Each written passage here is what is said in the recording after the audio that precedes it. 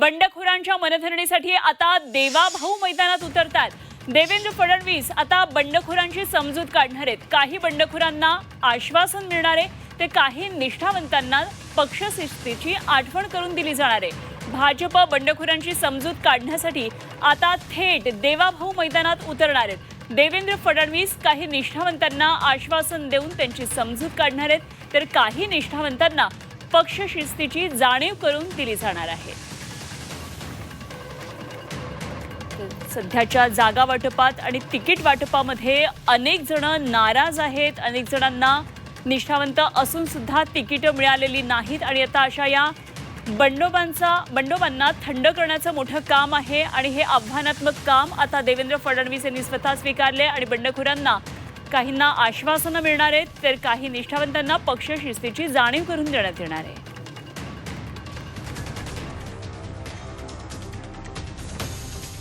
बंडखोरांच्या मनधरणीसाठी देवाभाऊ मैदानात।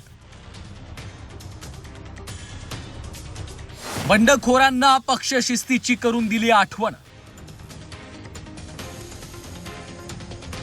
महत्त्वाच्या कार्यकर्त्यांची आश्वासनांवर बोलवण। महापालिका निवडणुकीत उमेदवारी न मिळाल्यानं भाजपमध्ये नाराजांची फौज आहे।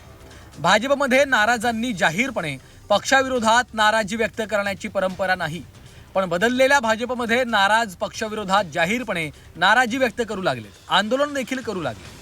काहींनी तर उमेदवारी मिळत नाही हे पाहून वॉर्डात बंडखोरीचा झेंडा उभारलाय। या बंडखोरांचा फटका बसेल अशी शक्यता गृहीत धरून आता मुख्यमंत्री देवेंद्र फडणवीस नाराजांची समजूत काढण्यासाठी मैदानात उतरलेत। प्रमुख महापालिकांमधील नाराज नेत्यांना बंडखोरांना थेट मुख्यमंत्र्यांची मनधरणीसाठी फोन जाऊ लागले।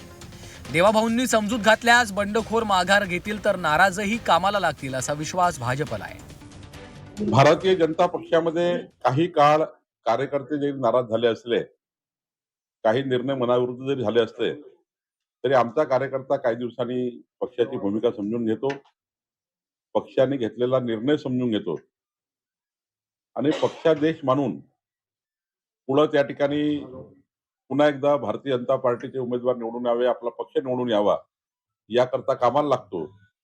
त्यामुळं आम्ही सर्व जे नाराज झालेले कार्यकर्ते आणि ज्यांनी फॉर्म भरलेले आहेत त्यांना आम्ही चर्चा करणार आहोत आणि मला विश्वास आहे की भारतीय जनता पार्टीचे सर्व कार्यकर्ते पदाधिकारी ज्यांनी निवडणुकीमध्ये अपक्ष अर्ज केला आहे ते लवकरच परत घेतील।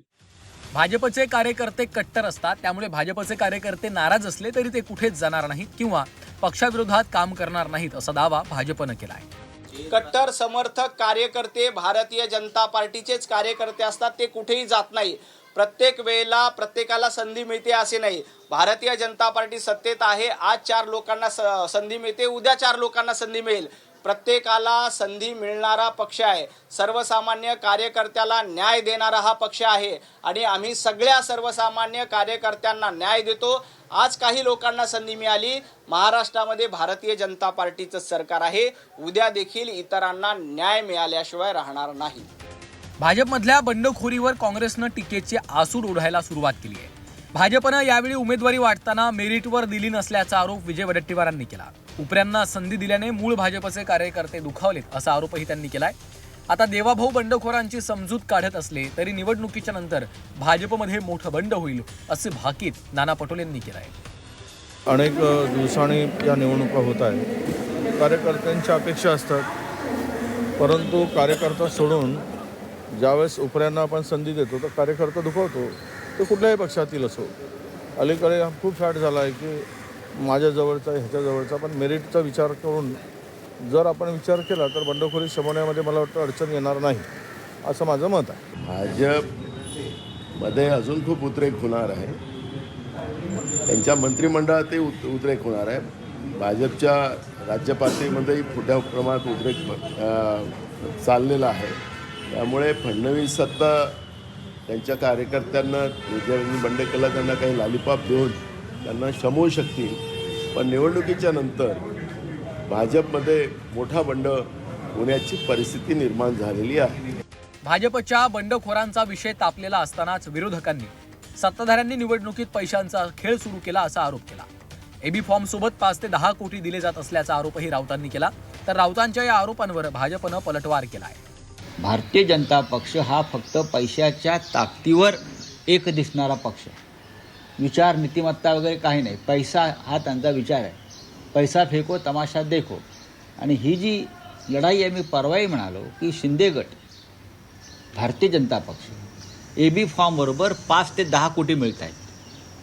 शिंद्यांना 10 कोटी शिंद्यांच्या पक्षात एबी फॉर्मबरोबर, आणि भाजप सध्या 5 कोटी एबी फॉर्मबरोबर देते आहे. अजित पवारचा आकडा मला माहीत नाही, ते त्यांनी कोणता आकडा लावला आहे तो. ह्या पैशासाठी सुद्धा हा बंडखोराने लढाया सुरू आहेत त्या पक्षामध्ये. हा पैशाचा खेळ आहे.